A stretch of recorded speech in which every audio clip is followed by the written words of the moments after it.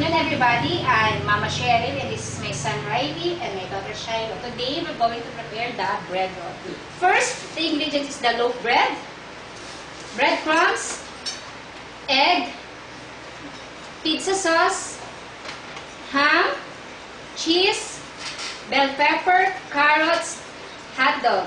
Everything should be cut into strips. First step is to make the bread thin. So we use the roller. Okay?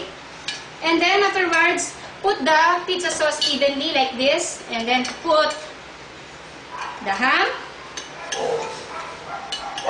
the hot dog, the carrots, the cheese, and the bell pepper. We roll over inside the bread evenly. And then put it in the egg. Roll the bread roll in the egg. Let the egg absorb the bread absorb the egg. And then put it in the breadcrumbs. Roll.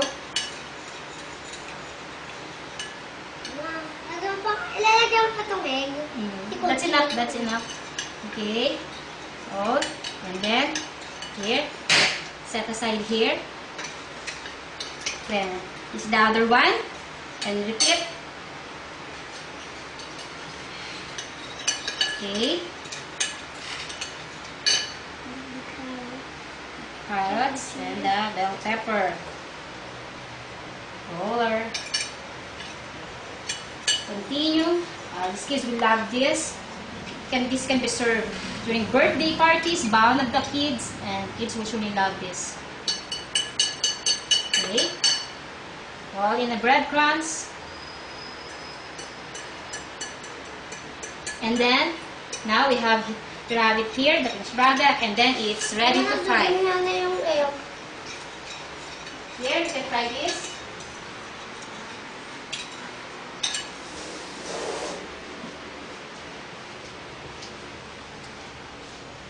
Then, you have here the oil. Make sure that it's hot before you put the bread roll. Okay? And use the tongue. So, let's wait. Now, it's hot. And now put the bread roll here. And wait for until the bread roll become golden brown.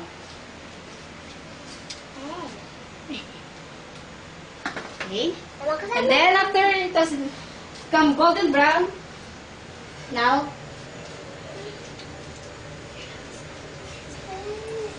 here's the finished product, the bread roll. Yummy!